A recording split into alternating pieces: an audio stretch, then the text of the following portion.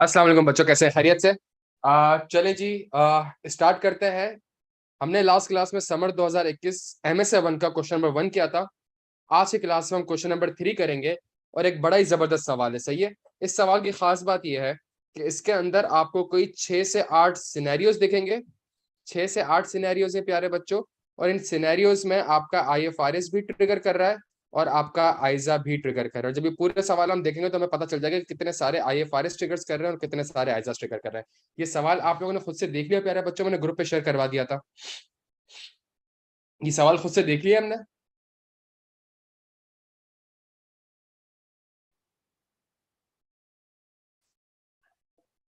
चलें जी, जबरदस्त। प्यारे बच्चों स्टार्ट करते हैं छेती छेती। You are Zoha Jabeen and work as an audit manager. You have been asked to assist on the completion stage of the audit of More Manufacturing for the year ended 31 March 2021, as the existing manager is on unexpected leave. In Appendix 1, the audit partner Rehan Asim has provided you with the detailed instructions. सही है. In Appendix 2 provides a background information and a summary of the audit testing performed over certain areas.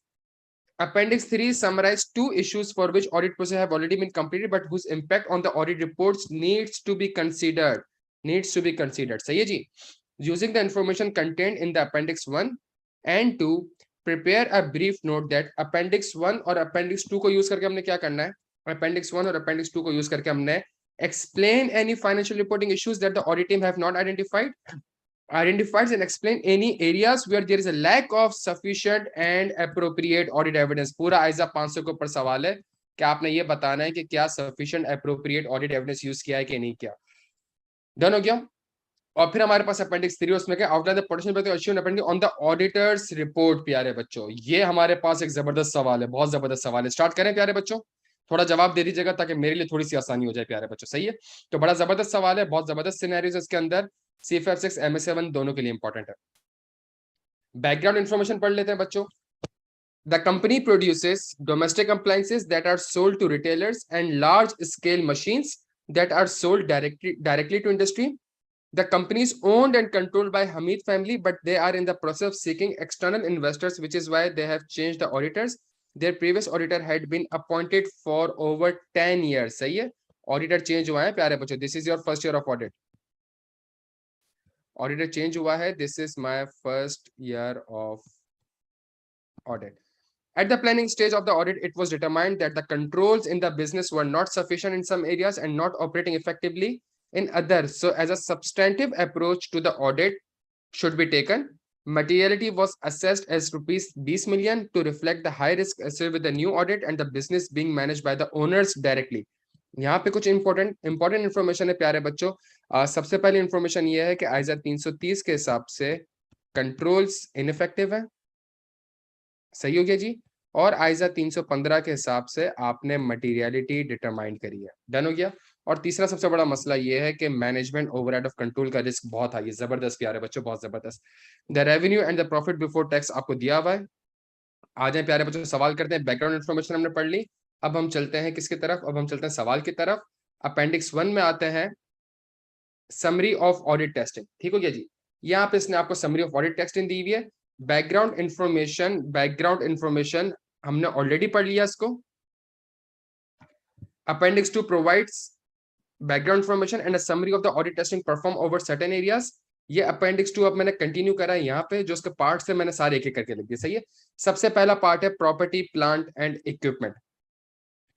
At 1st April 2020, a warehouse included in the property plant and equipment had a carrying amount of rupees 450 million and the client decided to reduce its remaining useful life to 10 years. सही है.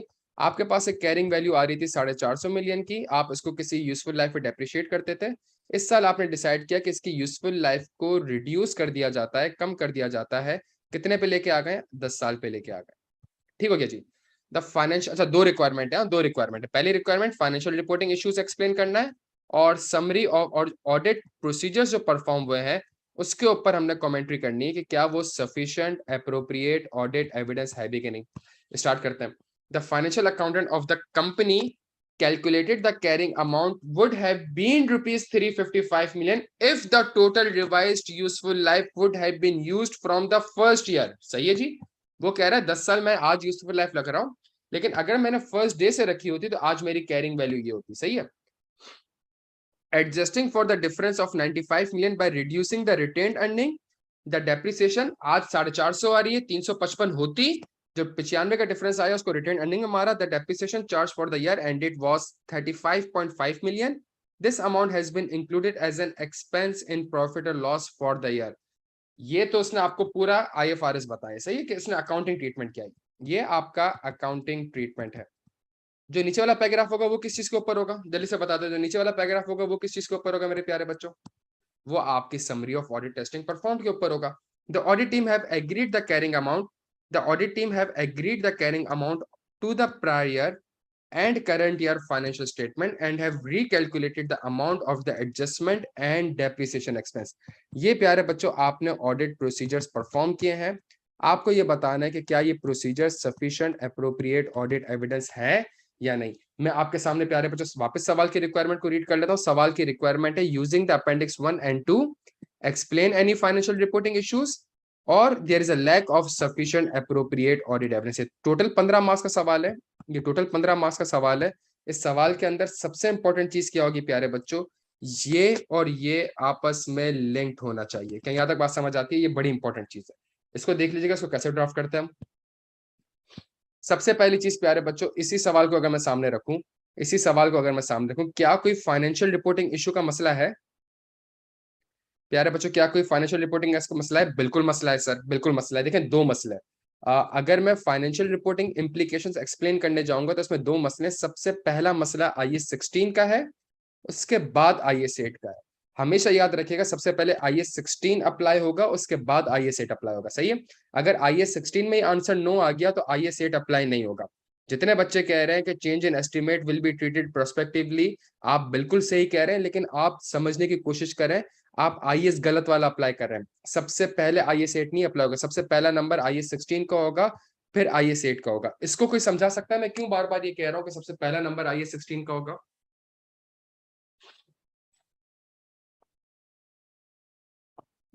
और इसके बीच में एक और IAS भी आएगा, इसके बीच में एक और IAS भी आएगा।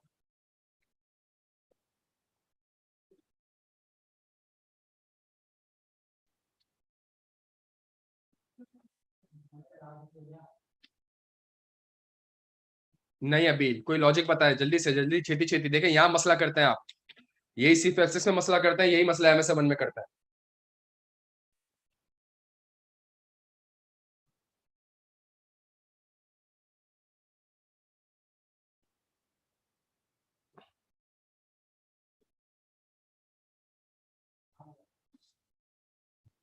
मेरे भाई उजैर साहब देखें, समझने की कोशिश करें। सबसे पहले आपने ये देखना होगा कि क्या मैं यूजफुल लाइफ चेंज कर भी सकता हूँ कि नहीं कर सकता। सुनिएगा मेरी बात को प्लीज प्लीज। जबरदस्त आरिफ, जबरदस्त। मेरे प्यारे बच्चों जबरदस्त। सबसे पहले चेंज इन यूजफुल लाइफ कब चेंज कर सकता हूँ? कब चेंज कर सकता हूँ? No, yes. मैं कब चेंज कर सकता हूँ? When there is a change in circumstances, when there is a change in circumstances. क्या यहाँ तक बात समझ आती है प्यारे बच्चों? When there is a change in circum, सब क्लियर है यहाँ पे? अगर when there is no change in circumstances, when there is no change in circumstances, तो आप तो यूजफुल लाइफ चेंज कर ही नहीं सकते। जब यूजफुल लाइफ ही चेंज नहीं होगी तो IAS 8 कहां से अप्लाई हो जाएगा भाई? हाँ भाई बच्चों, समझ आती है बात? समझ आती है?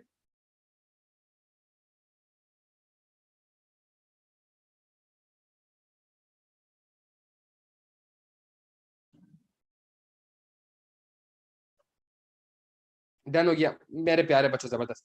पहला फाइनेंशियल रिपोर्टिंग इंप्लीकेशन आपने ये एक्सप्लेन करना था कि जी first of all as an auditor या management needs to consider whether there is a change in circumstances, if yes only then the useful life can be change. क्या यहां तक बात समझ आती है?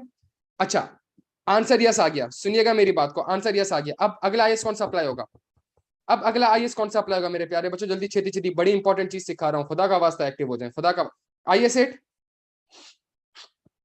प्यारे बच्चों, IAS 8 नहीं प्यारे बच्चों, यहाँ गलती कर रहे हैं। यहाँ पे अब अगला IAS जो अप्लाई होगा वो IAS 36 अप्लाई होगा।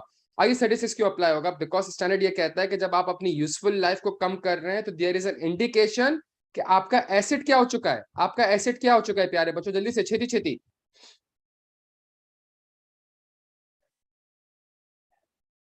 अच्छा, इसका इसका रीजन हमें पता है ना, इसका रीजन हमें पता है ना। देखिए मेरी बात समझने की कोशिश करिएगा। आपने एक एसेट 100 रुपए का लिया, आपने कहा मेरी यूजफुल लाइफ है 20 साल। 20 साल आपने कहा मेरी यूज, मैं 20 साल तो चला लूंगा इसको, सही है। आपने 5 साल बाद, आफ्टर 5 ईयर्स, इसकी इसका कितना, इसकी कैरिंग वैल्यू कितनी आ रही होगी आफ्टर 5 ईयर्स? ये 75 रुपए का कैरी हो रहा होगा, ऐसा ही है। अब आप कह रहे हो नहीं यार, रिमेनिंग यूजफुल लाइफ कितनी है, रिमेनिंग यूजफुल लाइफ कितनी है? 15 साल। लेकिन आप कहते हो नहीं यार, मैं रिमेनिंग यूजफुल 15 साल नहीं चल सकता, मैं तो अब कितना चला सकता हूँ उसको, सिर्फ और सिर्फ 3 साल चला सकता हूँ। तो इसका मतलब ये जो कैरी आप कर रहे हैं इसको 75 रुपए पे, तो बहुत ज्यादा कैरी कर रहे हैं, ये तो बहुत ज्यादा कैरी कर रहे हैं। अब जब ये रिमेनिंग 3 साल चल सकता है, सिर्फ रिमेनिंग 3 साल चल सकता है, तो इसका मतलब है कि जी ये एसेट शायद आपका इंपेयर्ड हो गया है। अगला फाइनेंशियल रिपोर्टिंग इंप्लीकेशन आपका IAS 36 इंपेयर्ड होगा। आपके लिए मैंने सारे पैराग्राफ रखे हुए।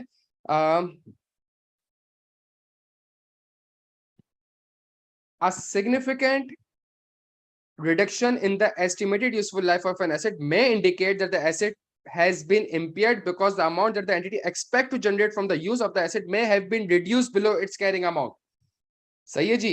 A detailed impairment test should be performed and if necessary an impairment loss recognized to reduce the carrying amount of the asset to its recoverable amount. क्या यहाँ तक बात समझ आती है बच्चों? यहाँ तक बात समझ आती है। दूसरा IAS अप्लाई होगा। IAS 36 के बाद जो आपकी अब कैरिंग वैल्यू बचेगी, अब कैरिंग वैल्यू बचेगी, ठीक है, उसको आप रेट्रोस्पेक्टिवली नहीं करोगे, उसको आप किस तरीके से करोगे? उसको आप प्रोस्पेक्टिवली करोगे, रेट्रोस्पेक्टिवली नहीं करोगे प्यारे बच्चों। किस तरीके से करेंगे? उसको हम प्रोस्पेक्टिवली करेंगे, बिकॉज IAS 8 कहता है when there is a change in estimates, when there is a change in estimates it shall be account for prospectively. प्यारे बच्चों समझ आ रहा है क्या मसला करते हैं हम पेपर में? बच्चों थोड़ा बहुत समझ आ रहा है कि इतना आसान सवाल ये जो आपके FR1 FR2 में आ रहे होते थे, FR1 FR2 में आ रहे होते थे, इसमें कहीं पे भी आपको इतनी डिटेल्ड कैलकुलेशन नहीं करनी है। जब आपको फाइनेंशियल रिपोर्टिंग इंप्लीकेशन एक्सप्लेन करना होगा, सबसे पहली चीज IAS 16 को चैलेंज करें, 16 के बाद 36 को चैलेंज करें, 36 में भी आंसर यस आ जाए, फिर IAS 8 को चैलेंज करें। मेरे प्यारे बच्चों को यहाँ तक बात समझ आती है? तो इससे फायदा क्या होगा? इससे फायदा ये होगा प्यारे बच्चों, इससे फायदा ये होगा कि अगला स्टेप क्या था? अगला स्टेप था ऑडिट प्रोसीजर परफॉर्म। मैं इन्हीं चीजों को थोड़ा सा यहाँ पे समराइज कर देता हूँ। फाइनेंशियल रिपोर्टिंग इंप्लीकेशंस या फाइनेंशियल रिपोर्टिंग इश्यूज क्या है? पहला, चेंज इन यूजफुल लाइफ, क्या चेंज इन सर्कमस्टेंसेस है भी कि नहीं? पहली चीज। दूसरी चीज प्यारे बच्चों, IAS 36 के हिसाब से एसेट क्या हो चुका है? शायद इंपेयर्ड हो चुका है, इंडिकेशन है, इंडिकेशन है। तीसरी चीज क्या हो गई प्यारे बच्चों? तीसरी चीज क्या हो गई कि IAS 8 के हिसाब से, IAS 8 के हिसाब से इसको अकाउंट फॉर कैसे करना है? इसको अकाउंट फॉर प्रोस्पेक्टिवली करना है। डन हो गया प्यारे बच्चों। जहां आपने ये तीन चीज एक्सप्लेन कर दी, आपके लिए बड़ा आसान हो जाएगा अब ऑडिट प्रोसीजर्स को इवेल्युएट करना, कि मैनेजमेंट ने जो ऑडिट प्रोसीजर्स परफॉर्म किए हैं क्या वो सफिशिएंट है कि नहीं है। आ जाए पढ़ लेते हैं मैनेजमेंट ऑडिटर ने क्या काम करा है। The audit team have agreed the carrying amount to the last year and current year FS and have recalculated. सिर्फ इसने रीकैलकुलेट करा है। अब आप कहेंगे क्या ऑडिटर ने इसके ऊपर काम किया है? जल्दी से बता दें मेरे प्यारे बच्चों, क्या ऑडिटर ने इसके ऊपर काम किया है? मेरे प्यारे बच्चों क्या ऑडिटर ने इसके ऊपर काम किया है? जल्दी छेती छेती मेरे प्यारे बच्चों, ऐसा ना करें। क्या ऑडिटर ने इसके ऊपर काम किया है? नहीं। तो आपका प्रोसीजर क्या होगा? मैनेजमेंट से इंक्वायर करूंगा कि क्या वाकई में सर्कमस्टेंसेस चेंज हुए भी है कि नहीं हुए। डन हो गया प्यारे बच्चों, बेहतरीन हो गया। क्या क्या ऑडिटर ने IAS 36 के ऊपर काम किया है? क्या ऑडिटर ने IAS 36 के ऊपर काम किया? नहीं। तो अब मैं मैनेजमेंट से इंपेयरमेंट असेसमेंट की वर्किंग लूंगा। ठीक हो गया जी, इंपेयरमेंट असेसमेंट की वर्किंग लूंगा और प्रिसाइसली मैं लिख दूंगा कि मैं एजम्पशंस को चेक कर लूंगा कि क्या एजम्पशंस रीजनेबल है। इसमें कौन से टेक्निक हम अप्लाई कर सकते हैं? IAS 36 एस्टिमेट्स क्या इन्वॉल्व होते हैं प्यारे बच्चों? मेरे प्यारे बच्चों सुन ले, क्या इन्वॉल्व होते हैं? एस्टिमेट्स इन्वॉल्व होते हैं। एस्टिमेट्स में हमें क्या हेल्प करता है? ISA 540 हेल्प करता है।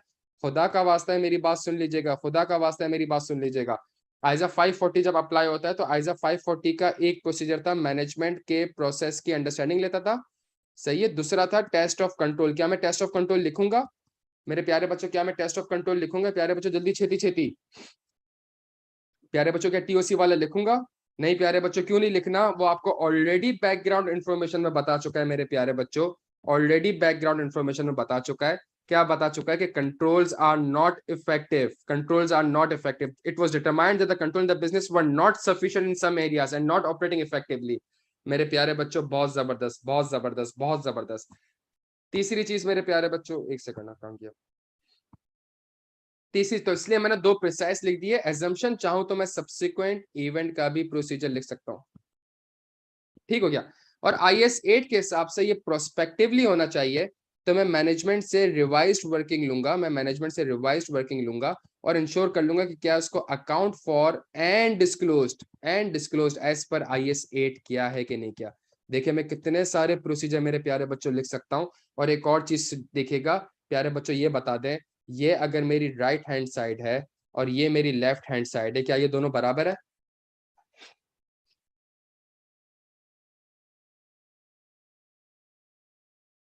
प्यारे बच्चों, क्या ये बराबर है? बस हमेशा ये याद रखिएगा, हमेशा ये याद रखिएगा, ये दोनों चीजें आपकी बराबर होनी चाहिए. MS7 का सबसे बड़ा चैलेंज ये होता है कि वो IFRS के जितने IFRS होते हैं, ये सुनिएगा, डायग्राम देखेगा, जितने IFRS होते हैं वो बच्चा आइडेंटिफाई नहीं कर पाता, उसको लॉजिकल वे में नहीं लिख पाता और फिर उसी के बेसिस पे ऑडिट प्रोसीजर्स या ऑडिट रिस्क या रिपोर्टिंग इम्प्लीकेशंस को एक्सप्लेन नहीं कर पाता. सही है. और देखिए मैंने कुछ नहीं करा, मैनेजमेंट से इंक्वायर कर रहा हूँ. Inquire is my audit procedure कि क्या सर्कमस्टेंसेस चेंज हुए हैं. ये सर्कमस्टेंसेस चेंज मैंने यहीं से कॉपी किया है. प्यारे बच्चों, मेरा इतना आंसर कंसिस्टेंट होता है कि यहाँ तक बात समझ आ रही है प्यारे बच्चों?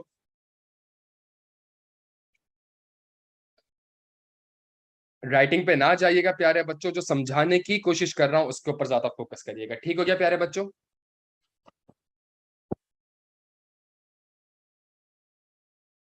प्यारे बच्चों, बहुत जबरदस्त, बहुत जबरदस्त. देखिए छोटी छोटी चीजें होती हैं, छोटे छोटे IS होते हैं जो कि आप लोगों ने बच्चों, जब आप बच्चे थे तब पढ़ रहे होते थे. लेकिन इसके ऊपर भी MS1 में एक टेक्निकल सवाल आ रहा है और वो आपसे एक्सपेक्ट क्या कर रहा है कि यार बच्चे को क्या इतना पता है कि पहला IS कौन सा अप्लाई होगा, दूसरा IS कौन सा अप्लाई होगा, तीसरा IS कौन सा अप्लाई होगा. क्या यहाँ तक बात समझ आती है? तो मैंने आपके आसानी के लिए इसी के नीचे IFRS की वर्डिंग्स भी सारी रख दी है. मैंने इन्हीं को यूज करके फाइनेंशियल रिपोर्टिंग एप्लीकेशन एक्सप्लेन किया है और इन्हीं को यूज करके मैंने आपको ऑडिट रिस्क या प्रोसीजर जो भी हो उसी को यूज करके किया है. प्यारे बच्चों, डन हो गया? यहाँ पे आगे बढ़ सकते हैं.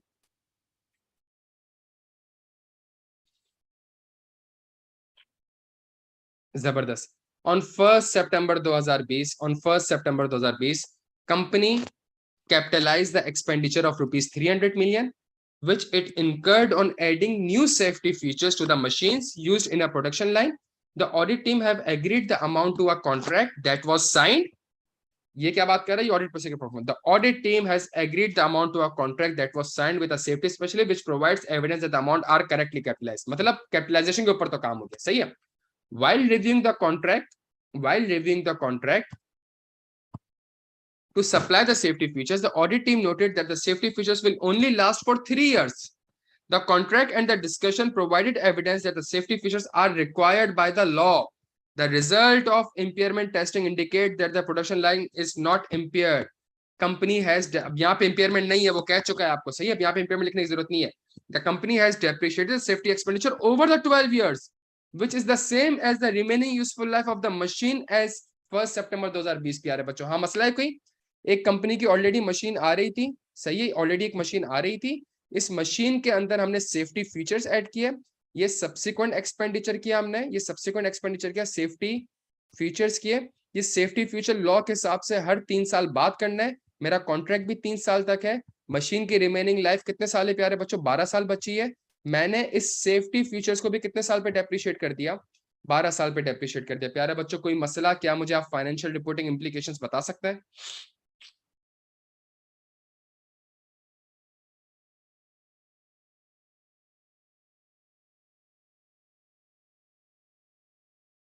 बच्चों कोई मसला है?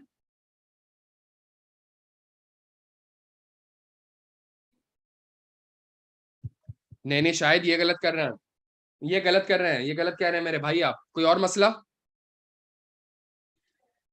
मेरे प्यारे बच्चों, कोई और मसला?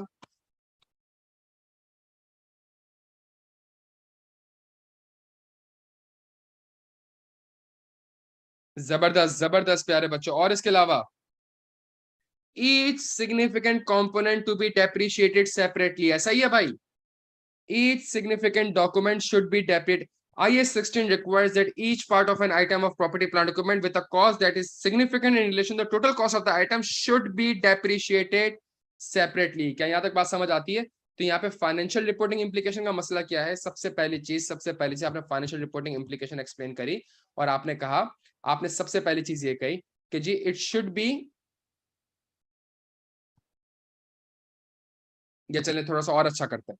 सबसे पहली चीज आप एक्सप्लेन करेंगे कि क्या ये वाकई में कैपिटलाइज नेचर है भी कि नहीं, क्या ये वाकई में कैपिटलाइज नेचर है। दूसरा, अगर कैपिटलाइज नेचर है तो इट शुड बी, अगर सिग्निफिकेंट है, मटेरियल है, तो इट शुड बी डेप्रिशिएटेड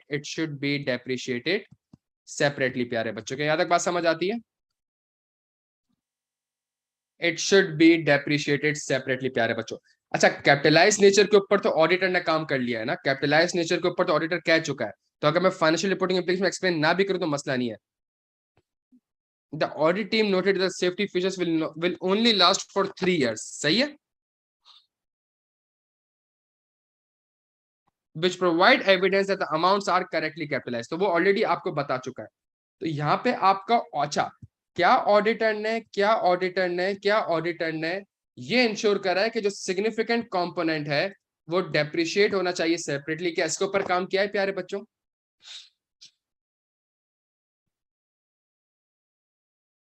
इसके ऊपर काम नहीं किया। अब जब इसके ऊपर काम करना है तो दो चीजों के ऊपर काम करना है, एक अदद मुझे कॉस्ट चाहिए, एक अदद मुझे यूजफुल लाइफ चाहिए, ऐसा ही है। तो मेरे पास डेप्रिसिएशन एक्सपेंस आ जाएगा। क्या कॉस्ट पे काम कर लिया इसने? सवाल देख के बताएं, क्या कॉस्ट पे काम कर लिया इसने प्यारे बच्चों? सवाल देख के बताएं।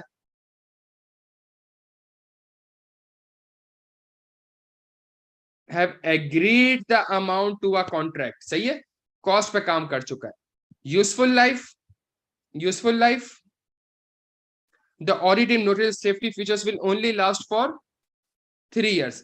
इसका मतलब है वो किस चीज के ऊपर भी काम कर चुका है? वो टेक्निकली स्पीकिंग यूजफुल लाइफ के ऊपर भी काम कर चुका है। लेकिन इसको अगला काम क्या करना है, यहाँ पे जो क्लाइंट यूजफुल लाइफ ले रहा है वो कितनी ले रहा है? वो 12 साल ले रहा है। क्या ये ठीक है?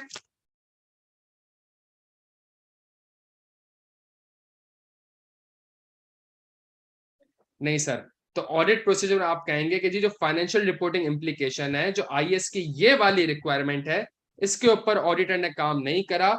Auditor should inquire with the management कि ये जो इकोनॉमिक बेनिफिट है ये आपको 3 साल के लिए मिल रहा है और ये एक सिग्निफिकेंट कंपोनेंट है। अच्छा, क्या मैं अच्छा, एक चीज खुदा का वास्ता है पेपर में लिख दीजिएगा, कितने का अमाउंट कैपिटलाइज किया है? 300 मिलियन का। क्या मुझे टोटल मशीनरी की कॉस्ट पता है?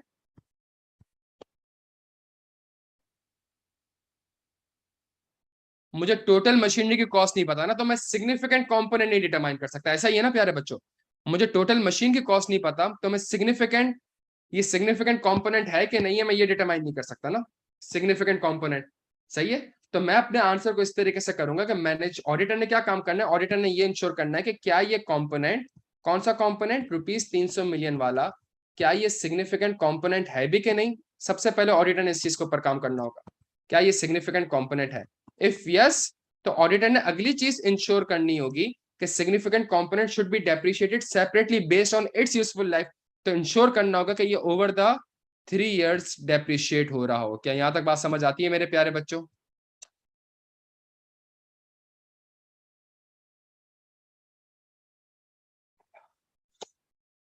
जबरदस्त प्यारे बच्चों, बहुत जबरदस्त, बहुत जबरदस्त। तीसरा सिनेरियो आपके पास रेवेन्यू का है प्यारे बच्चों, तीसरा सिनेरियो आपके पास रेवेन्यू का है, बड़ा जबरदस्त है। आईएफआरएस 15 वो MS7 में पूछे जा रहा है, CFF 6 में भी रिसेंटली पूछना स्टार्ट कर दिया है। आ जाए इसको थोड़ा सा देखते हैं प्यारे बच्चों। इन जनवरी 2021 the company signed a contract with a new client to supply them with a large machine for a price of rupees 3000 million। ठीक है भाई, मेरी सेलिंग प्राइस 3000 मिलियन है, ठीक हो गया जी। As part of the negotiation the company agreed to provide 3 year servicing. सही है, मैं 3000 मिलियन का क्या बेच रहा हूं, मैं 3000 मिलियन का एक लार्ज मशीन बेच रहा हूं, 3000 मिलियन की एक लार्ज मशीन सेल कर रहा हूं मेरे प्यारे बच्चों। और नेगोशिएशन में हमने डिसाइड कर लिया, company agreed to provide 3 year servicing,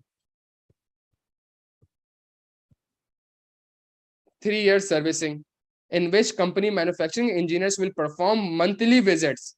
Historically, ये MS1 समर 2021 क्वेश्चन नंबर 3 सारे ग्रुप्स में भी शेयर कर दिया है, यहाँ पे भी आपके सामने शेयर है.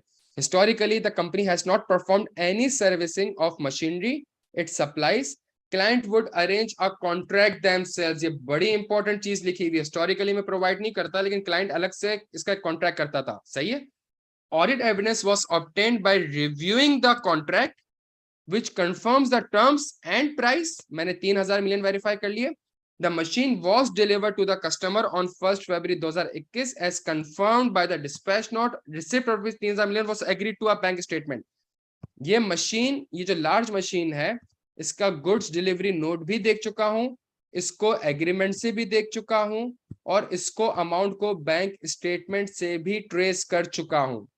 The audit senior discussed the contract with the financial controller, who said that there will be no additional cost to the company for providing the 3-year servicing, as its existing engineer will perform the servicing as part of their normal workload. The financial controller recorded 3 Arab received as revenue. प्यारे बच्चों, क्या कोई financial reporting implication का मसला है? मेरे प्यारे बच्चों जल्दी से बता दें, क्या कोई फाइनेंशियल रिपोर्टिंग इम्प्लीकेशन का मसला है प्यारे बच्चों? जबरदस्त जबरदस्त प्यारे बच्चों. IFRS 15 के हिसाब से, IFRS 15 के हिसाब से सबसे पहला मसला, there are 2 performance obligation. Done हो गया. ये नहीं HP नहीं, हाँ, देयर आर 2 परफॉर्मेंस ऑब्लिगेशन. ऐसा ही है. ये पहला मसला हो गया. नहीं देखें, ये गलत करते हैं आप, ये गलत करते हैं उजैर. ये डायरेक्ट ये ना बोलें कि allocation of transaction price. IFRS 15 के 5 स्टेप्स भी अगर आप देखेंगे तो वो एलोकेशन ऑफ ट्रांजैक्शन प्राइस को नीचे रखता है, उससे पहले एक चीज रखता है.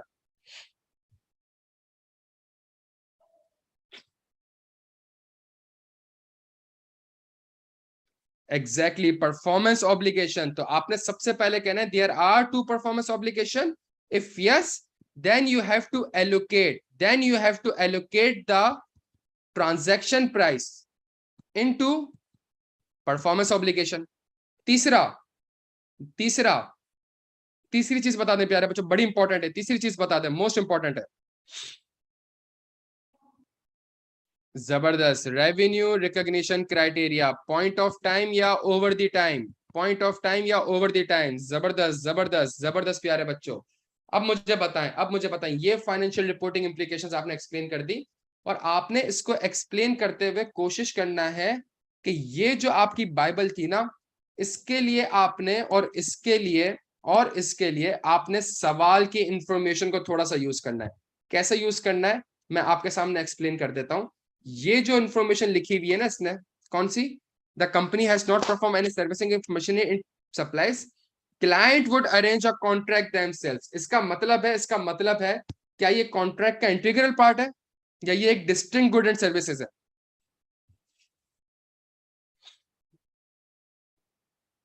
ये डिस्टिंक्ट क्यों हो गया? बिकॉज क्लाइंट आपकी मशीनरी, अगर आप ये सर्विसेज ना भी दो तो क्लाइंट कहीं और से खरीद के ये सर्विसेज यूज कर सकता है.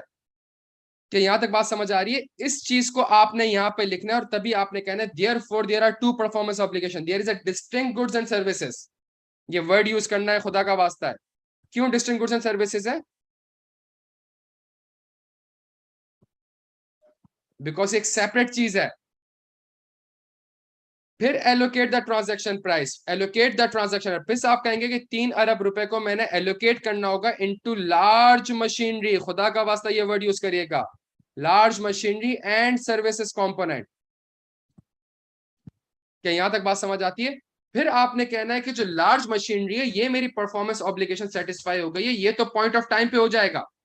लेट्स से इसकी अमाउंट 2500 मिलियन आती है, ये तो पॉइंट ऑफ टाइम पे हो जाएगा. लेकिन जो सर्विस कंपोनेंट है, ये तो मैंने अगले 3 साल तक देना है, तो इसका रेवेन्यू तो ओवर द टाइम होगा.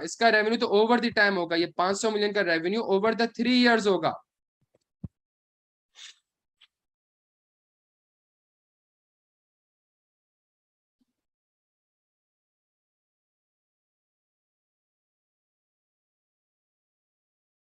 बच्चों अब मुझे बताएं, क्या इसके ऊपर काम हुआ है? क्या इसके ऊपर काम हुआ है?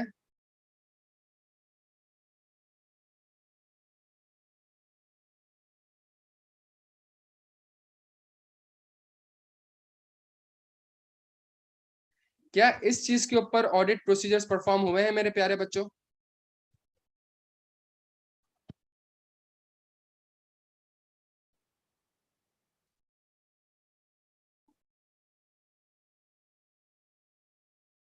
प्यारे बच्चों कहां चले गए?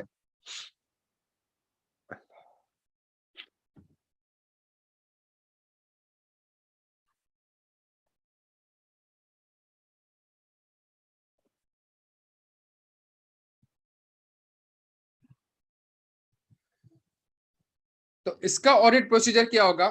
इसका ऑडिट प्रोसीजर सबसे पहला प्रोसीजर ये होगा कि एग्रीमेंट जो आपने देखा है बिल्कुल देखें, लेकिन एग्रीमेंट में आप इस डिस्टिंक्ट गुड्स एंड सर्विसेज को आइडेंटिफाई करें और ये इंश्योर करें कि there is a separate performance obligation. जबरदस्त जबरदस्त जबरदस्त जबरदस्त मेरे प्यारे बच्चों, जबरदस्त। दूसरा तरीका, अगर परफॉर्मेंस ऑब्लिगेशन है, दो परफॉर्मेंस ऑब्लिगेशन है, तो अगला काम एलोकेशन। ये जो एलोकेशन करी होगी किसने, किसकी जिम्मेदारी एलोकेट करना? तो मैनेजमेंट का प्रोसेस समझना होगा कि जी आप बताएं आपका तरीकेकार क्या है, आप किस तरीके से इसको एलोकेट करते हैं। और इसके अंदर तो देयर इज अ पॉसिबिलिटी, चूंकि मैनेजमेंट ये सर्विसेज पास में प्रोवाइड नहीं करती, तो इसका मतलब है मैनेजमेंट ने कोई एस्टिमेट्स यूज किए होंगे, मैनेजमेंट ने प्यारे बच्चों कोई एस्टिमेट्स किए होंगे, उसके ऊपर कोई एजम्पशंस होंगी। आप ये एजम्पशंस देख लेंगे कि मैनेजमेंट की एजम्पशन रीजनेबल है भी कि नहीं। क्या यहां तक बात समझ? It could be anything, market value, it could be any method. सही है। और तीसरा काम आप ये इंश्योर करेंगे कि क्या मैनेजमेंट ने revenue as per IFRS 15 ensure that के पॉइंट ऑफ टाइम और ओवर द टाइम इंश्योर हो रहा है कि नहीं हो रहा। यही चीजें प्यारे बच्चों में अपने ऑडिट प्रोसीजर में मेंशन कर दूंगा। एक कंसिस्टेंसी समझ आ रही है मेरे बच्चों को? देखें अगेन आप जंप डायरेक्ट किस पे करते हैं, इस पे कर जाते हैं, allocate transaction price into performance obligation. सबसे पहले ये डॉक्यूमेंट करना पड़ेगा कि क्या परफॉर्मेंस ऑब्लिगेशन एक से ज्यादा है भी कि नहीं।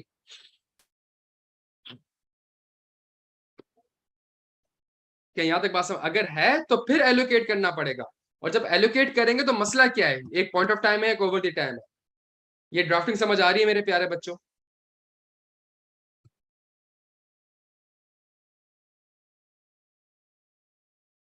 ये बिल्कुल लिखना जरूरी है, ये तो मैं आपको समझा रहा हूँ कि सवाल की इस इंफॉर्मेशन को यूज करके लिखना जरूरी है मेरे प्यारे बच्चों।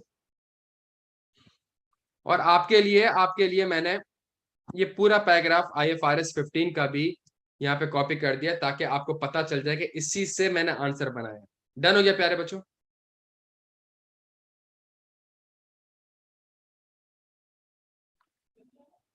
The customer can benefit from the goods or service either on its own or together with the other resources that are readily available to the customer। तो सवाल में लिखी हुई है ये चीज कि भाई वो मार्केट से पहले लेता था। क्या तक बात समझ आ रही है? Is separately identifiable from other promise. There was a promise कि जी मैं आपको आपको सर्विसेज प्रोवाइड करूंगा, सिर्फ मेरा कॉन्ट्रैक्ट मशीन प्रोवाइड करने का नहीं है। There is a separate term, there is a separate clause in an agreement कि जी मैं आपको सर्विसेज प्रोवाइड करूंगा। तो एक सेपरेट प्रॉमिस भी है। इसी चीज को आपने यूज करके, इसी चीज को यूज करके सवाल से कनेक्ट करना है और फिर आपने आगे कमेंट्री करनी है। डन हो गया मेरे प्यारे बच्चों?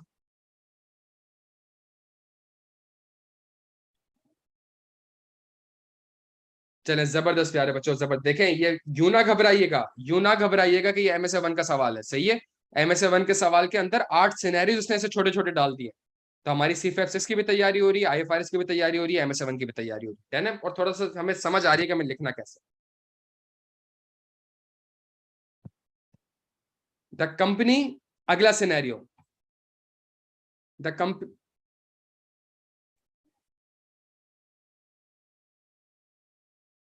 the company received a notice from the environmental authorities that it had contaminated nearby river in December 2020 as a result of leak at one of its factories. The notice states that the fine payable is rupees 190 million if the company is found to have caused the damage, 190 million. The client has engaged a legal team who are strongly contesting the notice, and on the basis a provision has not been recognized in the FS and no disclosure note has been added. Evidence from the lawyers and discussion with the client support the view that it is probable that they will successfully defend the notice। प्यारे बच्चों, lawyer भी कह रहा है कि हम case जीत जाएंगे, probable है कि हम केस जीत जाएंगे। तो ठीक है, प्रोविजन नहीं करते हैं, कंटिंजेंट लायबिलिटी भी नहीं है। ऐसा क्यों हो रहा है भाई, कंटिंजेंट लायबिलिटी भी नहीं है?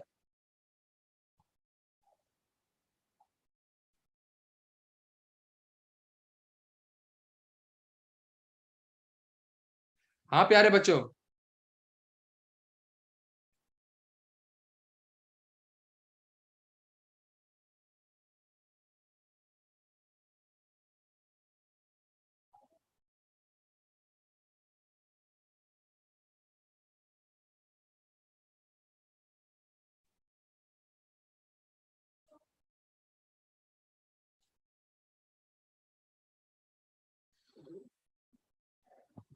Exactly financial reporting implication explain करें. फाइनेंशियल रिपोर्टिंग इम्प्लीकेशन इज कि as per IAS 37, as per IAS 37 it is the contingent liability.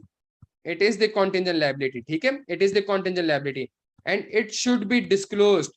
The only exception is when the chances are too remote. ऐसा ही है.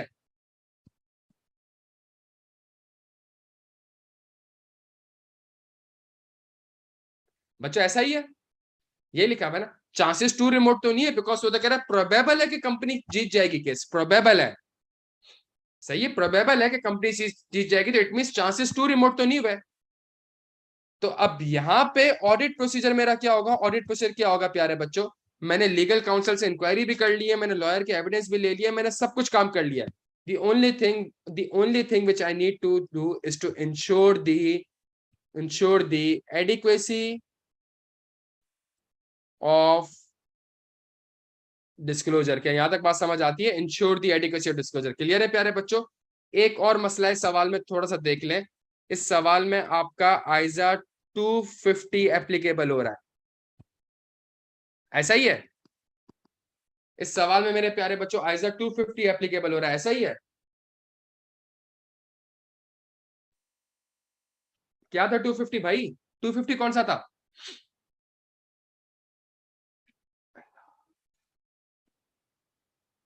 प्यारे बच्चों 250 कौन सा था?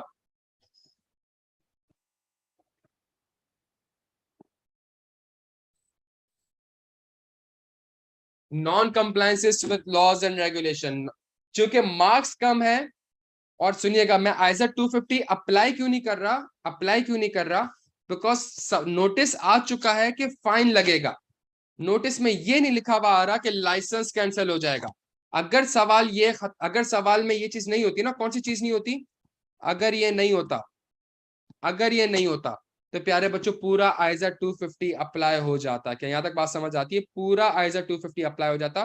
क्योंकि सवाल में ये चीज लिखी हुई है. सवाल में क्या लिखा हुआ है? सवाल में ये लिखा हुआ है कि नोटिस है और सिर्फ फाइन लग रहा है. इट मीन आपका लाइसेंस कैंसिल नहीं हो रहा. जब लाइसेंस कैंसिल नहीं हो रहा तो इसका मतलब है गोइंग कंसर्न का मसला नहीं हो सकता.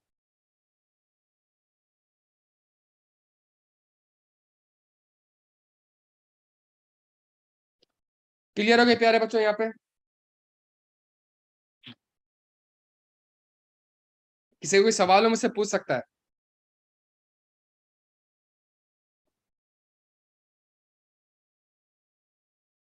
जी HP पूछे बेटा, क्या सवाल है?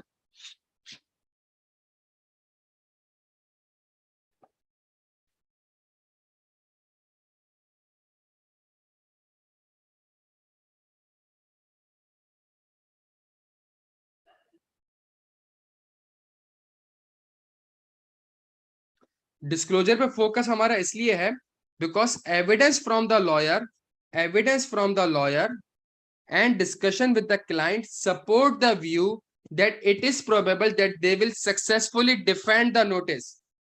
वो ये कह रहे हैं कि हमें, अच्छा नोटिस किस चीज का मिला है? 190 मिलियन का फाइन लगा है. तो वो कह रहा है प्रोबेबल है कि हम इस नोटिस को डिफेंड कर लेंगे. जब आपका लॉयर ये कह रहा है कि हमारे ऊपर ये 190 मिलियन की पेनल्टी नहीं लगेगी, प्रोबेबल है मतलब चांसेस है. तो मतलब एक चांस ये भी है कि लग भी सकती है, एक चांस ये है कि लग भी सकती है. ऐसा ही है. शायद अगर आप चाहें तो ये ऐड कर सकते हैं, ओन एक्सपर्ट कर सकते हैं. बिल्कुल कर सकते हैं, बिल्कुल कर सकते हैं.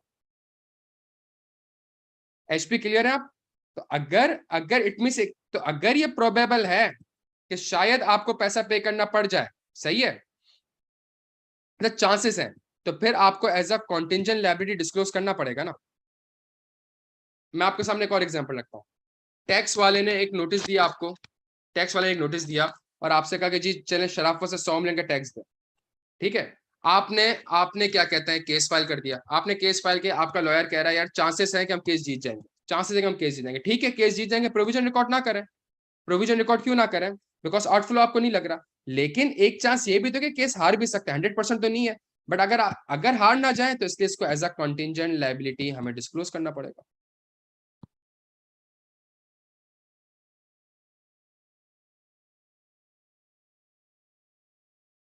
और अगर आप देखें, a present obligation that arises from the past event that is not recognized, provision record नहीं कर रहा, कॉन्टिजेंट क्यों?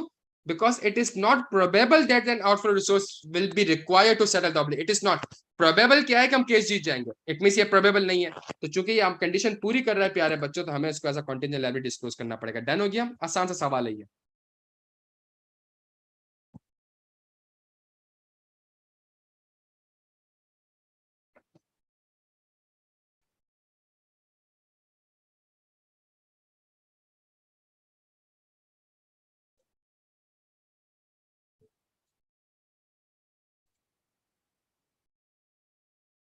बच्चों मुझे बस एक सेकंड देंगे, सिर्फ एक सेकंड पे।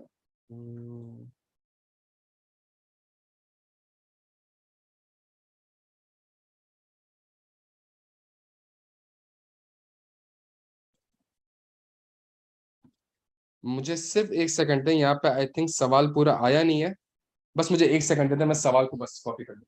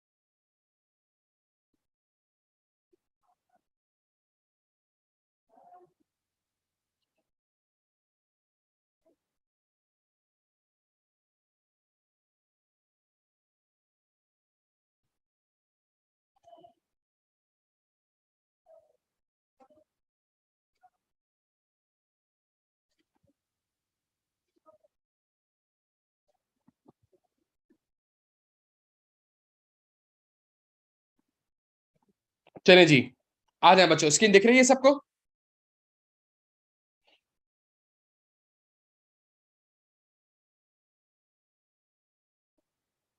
चले जी, हम क्वेश्चन नंबर 3 कर रहे थे।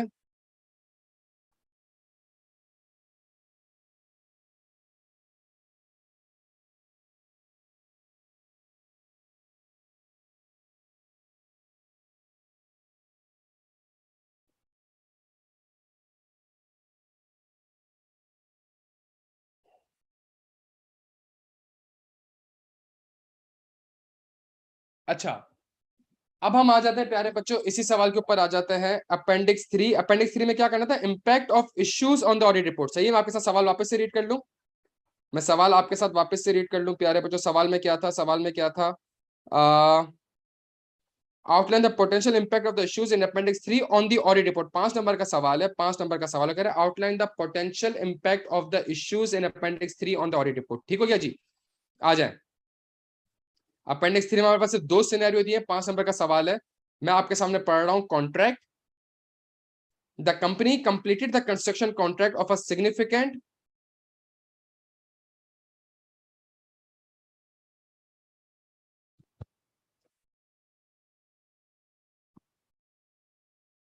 The company completed the construction of a significant asset for a client in December 2020.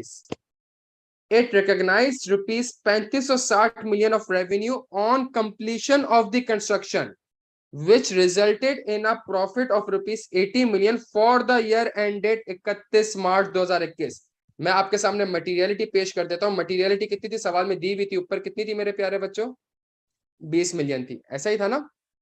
अच्छा जी, द कॉन्ट्रैक्ट बच्चों बिल्कुल रेडी रहिएगा, खुदा का वास्ते रेडी रहेगा। अगर आप एक काम करते हैं ना यार, इसको ठहरा,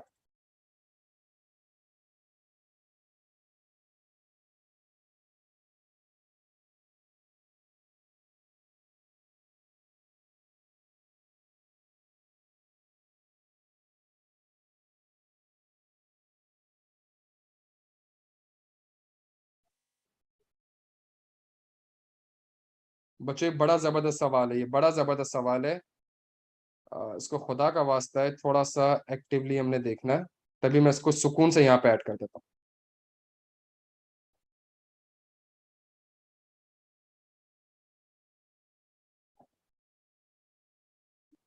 बच्चों स्क्रीन दिख रही है सबको? जल्दी छेती छेती आ जाए, सिर्फ 10 मिनट हमारे पास, फिर C5 2 लॉ की क्लास है। ये बड़ा बड़ा एक्टिव रहना है सवाल में, सबने अपना हाजिर दिमाग रखना है। The company completed the construction of a significant asset for a client in December 2020। It recognise rupees 3560 million of revenue on completion of the construction, which resulted in a profit of rupees 80 million for the year ended 31 March 2021. The contract commenced in December 2019 and आप मार्च 21 को audit कर रहे हैं, and after discussion it is clear that the revenue should have been recognized over the 12 months construction period rather than on completion. सही है, ये point of time पे नहीं होना चाहिए था, ये तो ओवर द टाइम होना चाहिए था। इसको आज आप रेवेन्यू क्यों रिकॉग्नाइज कर रहे हैं? ये रेवेन्यू तो पिछले सालों में रिकॉग्नाइज होना चाहिए था। We discussed this and they provided details of the cost incurred on the construction at 31 March 2020, which relative to the total expected cost to construct that it shows that the contract was 45% complete at that date using the input method. It means ये जो आपने 80 million का profit record किया हुआ है, इसमें से 45% किससे पर्टेन करता है? प्यारे मुझे जल्दी से बता दें, 45% कहां से पर्टेन करता है? जल्दी से बताएं, छेती छेती। सिंपल यही आंसर निकलेगा ना यार।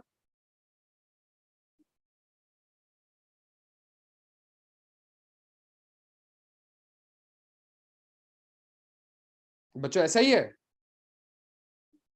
देखिए मेरी बात समझे। कॉन्ट्रैक्ट कमेंस्ड इन दिसंबर 2019, सही है, आपने दिसंबर 2019 में कॉन्ट्रैक्ट स्टार्ट किया, तो अगला फाइनेंशियल ईयर कौन सा आएगा? मार्च 2020। मार्च 2020 तक 45% कॉन्ट्रैक्ट कंप्लीट हो चुका था। अगला फाइनेंशियल ईयर कौन सा आएगा? मार्च 2021, और दिसंबर 20 में आपने ये कॉन्ट्रैक्ट कंप्लीट कर लिया। सही है, दिसंबर 20 में आपने कॉन्ट्रैक्ट कंप्लीट किया और 80 मिलियन का प्रॉफिट आपने रिकॉग्नाइज कर लिया। 80 मिलियन का प्रॉफिट आपने रिकॉग्नाइज कर लिया। प्यारे बच्चों ऐसा ही है, ऐसा ही है। और वो कह रहा है ये तो कंफर्म्ड है, ये कंफर्म्ड है एग्रीमेंट। जब हमने देखा तो भाई ये तो recognise over the 12 months construction period rather than on the completion. We discussed it and they provided detail of the cost incurred which relative to the total expected cost to construct the asset shows that the contract was 45% complete at the date using their input method. The client does not understand why this is an issue as we did not audit the last year of financial statement. प्यारे जल्दी से आ जाएं, जल्दी छेती छेती मुझे बता दें, जल्दी से छेती छेती मुझे बता दें क्या मसला है। Impact of the issues on the audit report.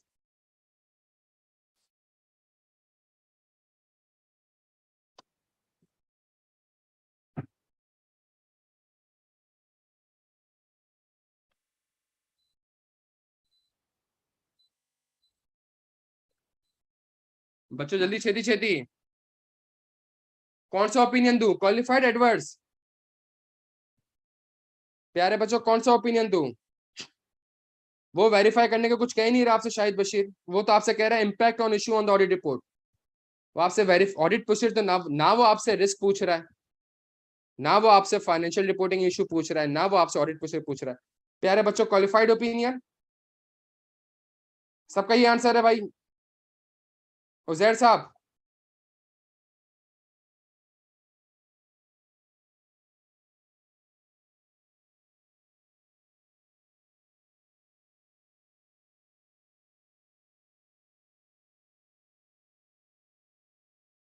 जब C5 6 पढ़ते थे तब भी लानत लेते थे, MSA 1 पढ़ रहे हो अब भी लानती लेना, लानती हो। सुनो, ये जो मिस स्टेटमेंट है, ये मिस स्टेटमेंट है।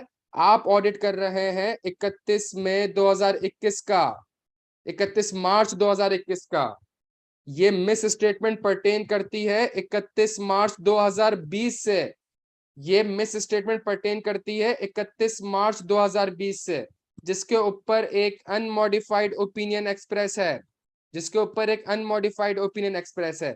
जब आप 31 मार्च 2021 को ऑडिट करना है तो आपको एक मिस स्टेटमेंट आइडेंटिफाई हुई जो कि पर्टेन करती है पिछले साल से। प्यारे बच्चों यहाँ पे आइजा 710 अप्लाई होगा, यहाँ पे आइजा 710 अप्लाई होगा। और आप आइजा 710 के बेसिस पे, आइजा 710 के बेसिस पे आप 2021 की ओपिनियन को मॉडिफाई कर देंगे और बेसिस फॉर मॉडिफाइड ओपिनियन में, बेसिस फॉर मॉडिफाइड ओपिनियन में आप 2021 भी लिखेंगे और 2020 भी लिखेंगे कि याद है, बिकॉज दोनों नंबर्स आपस में कंपेरेबल नहीं है। याद आ रहा है कुछ?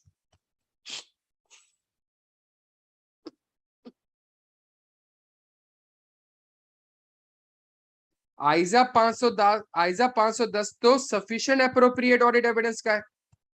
वो तो आपसे ये कह ही नहीं रहा, वो तो आपसे कह रहे हैं रिपोर्टिंग इम्प्लीकेशन एक्सप्लेन करें, तो आइजा 710 अप्लाई होगा। आइजा 510 क्यों, 500, आइजा 510 क्यों अप्लाई होगा भाई? मेरे प्यारे बच्चों, समझ आया?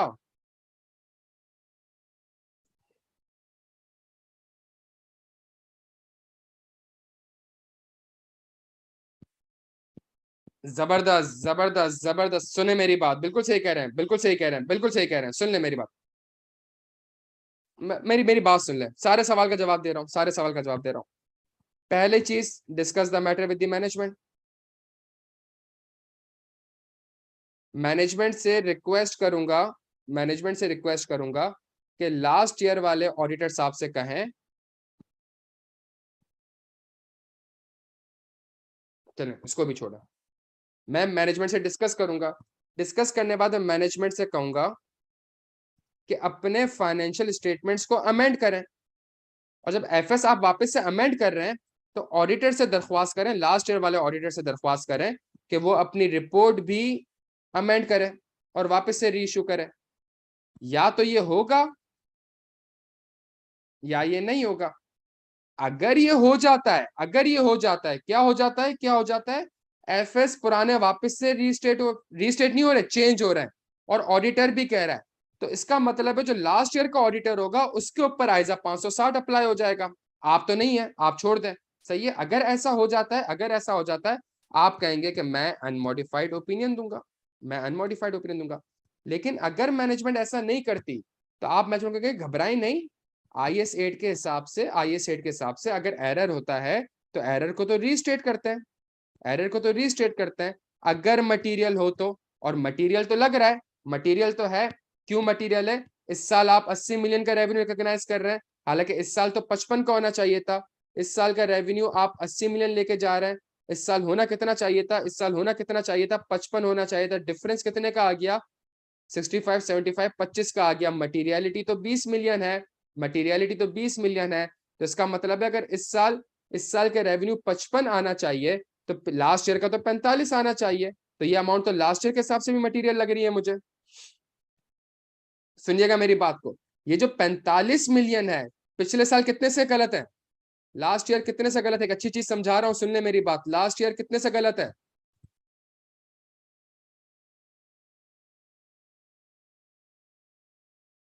बच्चों लास्ट ईयर कितने से गलत है? 36 है, 36 कर देता है, सॉरी। लास्ट ईयर कितने से गलत है? 36 से। प्यारे बच्चों, क्या ये 36 मटीरियल है? आप कहेंगे सर लास्ट ईयर की तो मटीरियलिटी दी नहीं। प्यारे बच्चों, आप इस साल के ऑडिटर हैं, आप करंट ईयर की मटीरियलिटी से कंपेयर करेंगे, आप करंट ईयर की मटीरियलिटी से कंपेयर करेंगे, आप पिछले साल की मटीरियलिटी से कंपेयर नहीं करेंगे। पिछले साल तो आप ऑडिटर ही नहीं थे, आप इस साल के ऑडिटर हैं।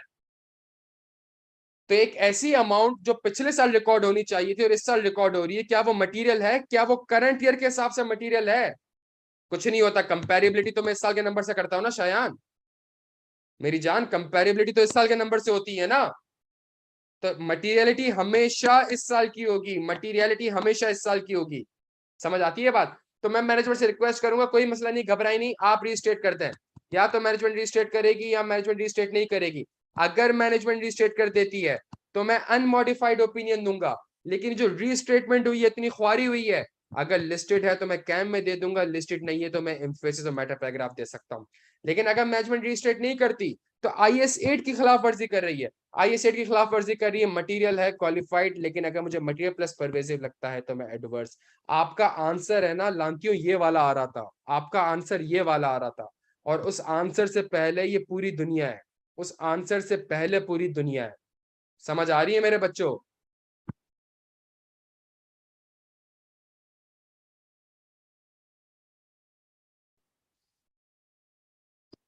बच्चों समझ आ रहा है? ये बड़ा जबरदस्त सवाल पूछ लिया। क्या नाम था खातून आपका? खातून ने एक छोटा सा सवाल पूछ के ये जो इफ लगाया, इस इफ के चक्कर में सारा आंसर ही चेंज हो गया। अगर लास्ट ईयर के ऑडिटर आप ही होते, अगर लास्ट ईयर के ऑडिटर मैं ही होता, तो प्यारे बच्चों मेरी बात सुनिएगा, प्यारे प्यारे बच्चों मेरी बात सुनिएगा, आइजा 710 बाद में अप्लाई होता, पहले तो आपकी पकड़ हो जाती आइजा 560 से। एक ऐसा इवेंट एफएस इश्यू होने के बाद पता चला, अगर ये मुझे उस वक्त पता होता तो मैं अपनी ऑडिट रिपोर्ट अमेंड कर देता, मैं आइजा 560 का ऑब्जेक्टिव 3 लिखता रहता। समझ आ रहा है बच्चों? माशाल्लाह, जबरदस्त जबरदस्त। तो बस 3-4 लानते और खानी है पेपर से पहले, फिर इंशाल्लाह पेपर पास है। सही है, अपना बेहद ख्याल रखना है प्यारे बच्चों। देखें ये था एमएसए 1 का सवाल, ये था एमएसए 1 का सवाल, लेकिन देखें ये इसने आइजा 710 के अंदर घुसा है ये सवाल में, ये आइजा 710 के अंदर घुस गया सवाल में, चुपचाप घुस गया, और मसला ही एमएसए 1 का ही है। अगर मैं आपके सामने वापस से प्यारे बच्चों, मैं बस मेरी एक चीज, आप मुझे 1 मिनट दे सकते हैं? सिर्फ 1 मिनट दें, मुझे एक अच्छी चीज समझानी है आपको।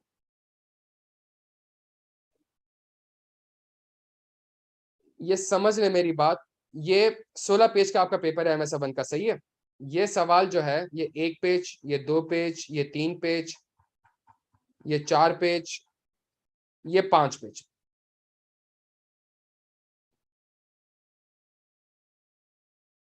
ये 5 पेज का सवाल है। दूसरे पेज पे लिखा हुआ है, दूसरे पेज पे लिखा हुआ है,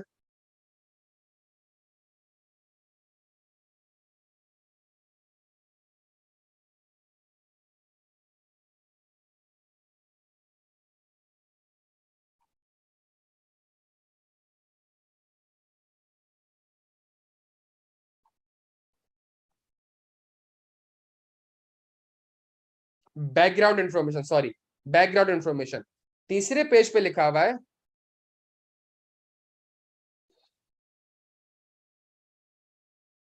क्या लिखा हुआ है? कुछ लिखा हुआ है?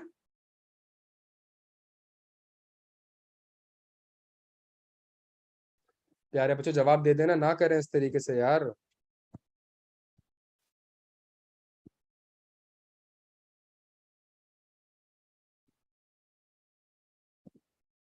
दिखा? दिखा?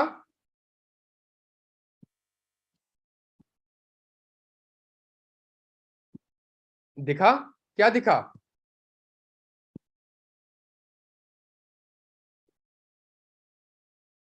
क्या दिखा? हमीद नहीं दिखा, लांती क्या दिखा? बातों बातों में उसने कह दिया कि ये फर्स्ट ईयर ऑफ ऑडिट है। ये नहीं कहा फर्स्ट ईयर ऑफ ऑडिट है, ये कहा कि तभी ऑडिटर चेंज हुआ है।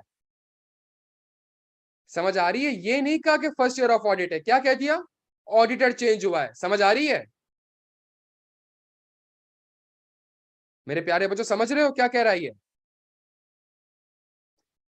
यहां पे, यहां पे ये लिखा हुआ है, इससे मुझे पता चला, इस सवाल से मुझे पता चला, इस इंफॉर्मेशन से मुझे पता चला कि भाई मेरा तो फर्स्ट ईयर ऑफ ऑडिट है। और फिर कहीं नीचे आके, कहीं नीचे आके, नीचे आते गए, और यहां पे इसने कहा कि एक मिस स्टेटमेंट है जो कि कहां से पर्टेन करती है? 2020 से पर्टेन करती है। क्या मैं ऑडिटर था 2020 में? क्या मैं ऑडिटर था 2020 में? वो तो कोई और ऑडिटर था प्यारे बच्चों। यहां तक बात समझ आती है? यहां तक बात समझ आती है मेरे प्यारे बच्चों? जबरदस्त। अगर सैयदा साहिबा, अगर वो ऊपर ये लाइन नहीं लिखी हुई होती है ना, तो फिर अब आइजा 560 के हिसाब से आंसर चला जाता।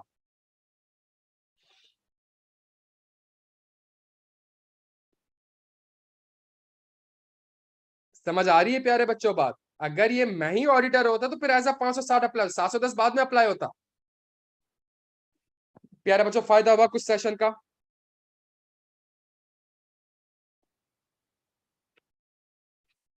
डन हो गया प्यारे बच्चों। ऐसी प्रैक्टिस करती रहनी है, लेकिन देखें पहले आपने अप्लाई करना है। आप खुद ट्राई करते, आपसे आइजा 710 मिस होता, फिर मजा आता प्यारे बच्चों। आप खुद ट्राई करते, आप कहते हैं हाँ यार मैं डायरेक्ट आईएएस 8 में कूद गया, मैं पहले आईएएस 16 देखता, फिर मैं 36 देखता, फिर मैं 8 अप्लाई करता। हाँ यार मैंने आईएफआरएस 15 रेवेन्यू में डायरेक्ट क्यों एलोकेशन ऑफ ट्रांजैक्शन प्राइस का वर्ड लिखा? पहले तो परफॉर्मेंस ऑब्लिगेशन होता। समझ आ रही है प्यारे बच्चों? ये जो आईएएस किस लॉजिकल वे में अप्लाई करना है, उसके बाद आइजास किस लॉजिकल वे में अप्लाई करना है, और दोनों आपस में किस तरीके से कंसिस्टेंट होने चाहिए, ये बड़ा इंपॉर्टेंट है मेरे प्यारे बच्चों। बिल्कुल मिल जाएगी यार, बिल्कुल मिल जाएगी, पीडीएफ मिल जाएगी बच्चों, उसकी टेंशन ना लें। क्लियर है? चले जी, अपना बेहद ख्याल रखिएगा प्यारे बच्चों, इंशाल्लाह अगली क्लास में मिलते हैं। इसका पूरा सवाल हमने नहीं करा, इसका छोटा सा पार्ट रहेगा, लेकिन मेरी लॉ की क्लास स्टार्ट होने वाली है, ठीक है? इंशाल्लाह मुलाकात करते हैं बच्चों, बहुत शुक्रिया, अल्लाह हाफिज।